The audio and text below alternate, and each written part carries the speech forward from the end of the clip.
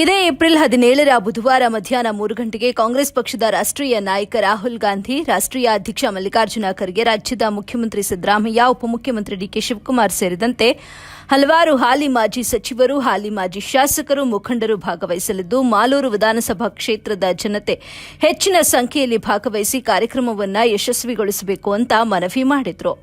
ಸಾರ್ವಜನಿಕ ಸಭೆಯಲ್ಲಿ ಸುಮಾರು 1 ಲಕ್ಷ ಜನ ಸೇರುವ ನಿರೀಕ್ಷೆ ಇದ್ದು, ಮಾಲೂರು ವಿಧಾನಸಭಾ ಕ್ಷೇತ್ರದಿಂದ 35,000 ಜನರು ಸೇರಲಿದ್ದಾರೆ ಅಂತ ಮಾಹಿತಿ ನೀಡಿದರು. ಇದೇ ಸಂದರ್ಭದಲ್ಲಿ ಕೆಲವು ಯುವಕರನ್ನ ಕಾಂಗ್ರೆಸ್ ಪಕ್ಷಕ್ಕೆ ಸೇರ್ಪಡೆ ಮಾಡಿಕೊಂಡು ಮಾಧ್ಯಮದವರೊಟ್ಟಿಗೆ ಮಾತನಾಡಿದ ಅವರು, ಕೋಮುವಾದಿ ಬಿಜೆಪಿಯೊಂದಿಗೆ ಕೈಜೋಡಿಸಿದ ಜೆಡಿಎಸ್ ಪಕ್ಷದ ಧೋರಣೆ ವಿರೋಧಿಸಿ ವಿಜಿಗನಹಳ್ಳಿ ಹಾಗೂ ಒಜೇರನಹಳ್ಳಿಯ ಕೆಲವು ಯುವಕರು ತಮ್ಮ ಮಾತೃಪಕ್ಷಕ್ಕೆ ಸೇರ್ಪಡೆಯಾಗಿದ್ದಾರೆ ಅಂತ ತಿಳಿಸಿದರು. ಹಲವು ಕಾರಣಾಂತರಗಳಿಂದ ಹಿಂದೆ ಕಾಂಗ್ರೆಸ್ ಪಕ್ಷದಲ್ಲಿ ಇದ್ದ ಕೆಲ ಯುವಕರು ಬೇರೆ ಪಕ್ಷಗಳಿಗೆ ಸೇರಿದ್ದು ಮತ್ತೆ ಮರಳಿ ಗೂಡಿಗೆ ತಮ್ಮ ಮಾತೃ ಪಕ್ಷವಾದ ಕಾಂಗ್ರೆಸ್ ಪಕ್ಷಕ್ಕೆ ಸೇರ್ಪಡೆಯಾಗಿರುವುದು ಸಂತೋಷ ತಂದಿದೆ ಅಂತ ತಿಳಿಸಿದರು. ಈ ಸಂದರ್ಭದಲ್ಲಿ ವಿಜಿಗನಹಳ್ಳಿ ಹಾಗೂ ಒಜೇರನಹಳ್ಳಿಯ ನಾಗರಾಜ್, ಲೋಕೇಶ್, ರಾಜು, ಬಾಬು ಮುಂತಾದವರು ಕಾಂಗ್ರೆಸ್ ಪಕ್ಷಕ್ಕೆ ಸೇರ್ಪಡೆಯಾದರು.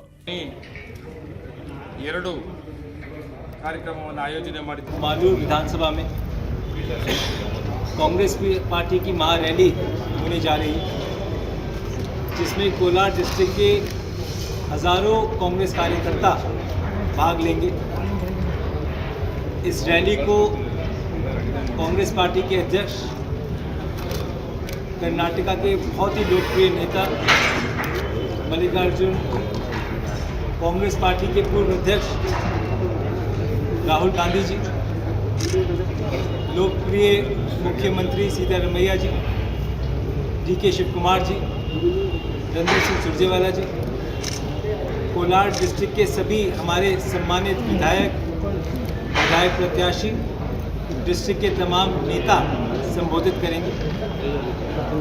जिस तरीके से हर रोज़ कांग्रेस पार्टी का प्रचार पूरे देश में हो रहा है, जिस तरीके से देश के मुद्दों को कांग्रेस पार्टी उठा रही है, ಕಾರ್ಯಕ್ರಮ ಮುಗಿಸ್ಕೊಂಡು 4 ಗಂಟೆಗೆ ನಮ್ಮ ಮಾಲೂರು ಕಾರ್ಯಕ್ರಮ ಪ್ರಾರಂಭ ಆಗ್ತಾ ಇದೆ.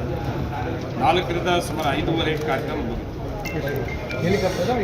ಹೆಲಿಕಾಪ್ಟರ್ ಬರ್ತಾ ಇದೆ. ಲ್ಯಾಂಡಿಂಗು ಇಲ್ಲೇ ಪಕ್ಕದಲ್ಲೇ ಆಗುತ್ತೆ, ನಮ್ಮ ಬಾರ್ಡ್ರಲ್ಲಿ ಆಗ್ತದೆ.